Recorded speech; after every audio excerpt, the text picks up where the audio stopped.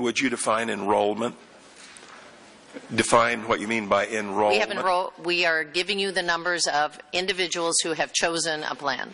But not actually paid their first premium or received through the card. end of November, yes. Payment isn't due, as you know, sir, until mid-December in order to be fully covered. So we don't have those numbers, and I think most Americans probably will not pay until their money is owed. So you can't guarantee the actual number of constituents who have coverage that they... Not until they pay their premium. The congressman doing the questions is Joe Pitts, Republican out of Pennsylvania, chair of the House Health Subcommittee. Sir, good morning to you. Good morning. What did you learn from that? Well, I learned that the Secretary is less than forthright. They're losing credibility every day. They wouldn't admit how many cancellations there were. They wouldn't tell us how many were actually enrolled. They won't admit that this is harming the American public. They don't admit their broken promises. So, unfortunately, they're not trustworthy. They're not being candid with information they have. Why would that be? Well, and let me phrase it a different way. Do you think they have the information, they're just not coming forward with it because it would be embarrassing to the program so far? Or do they possibly just not know, sir?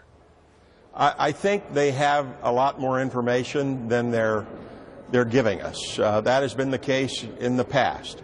And so we're just going to have to wait, and once we get the information, then perhaps call the Secretary back and review what she said last time and try to get more information in the future, because this is a rolling disaster. If that is the case, what do you think that lack of information reveals, whether publicly or privately? It reveals that not only was the website broken, this is a broken law. There are a series of problems that are just waiting to happen. The next big one is the gap in coverage. People who think they're covered, who on January 1st, when they go to their doctor, are going to find out they're not covered.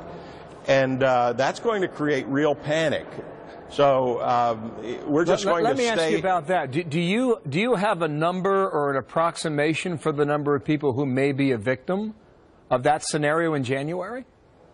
No, but I think, you know, it's a huge number.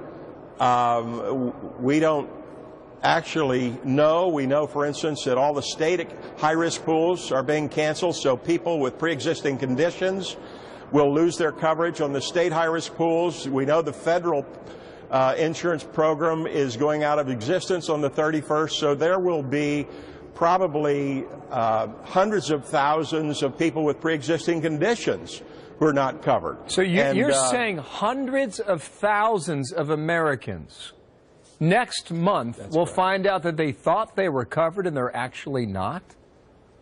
That's what I would suggest, yes.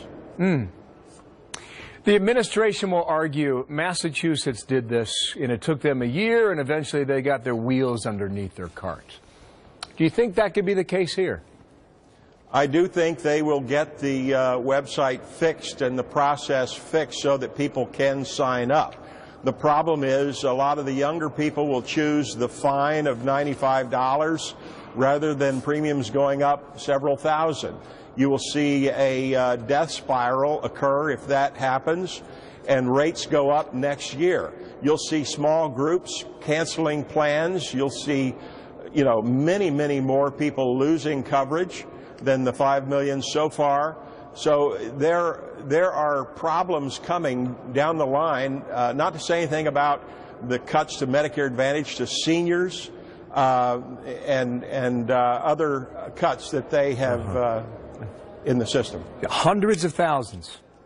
Yes, sir. In 2014. Wow, that will be a stunning story if that's true. Joe Pitts, sir, thank you. Republican.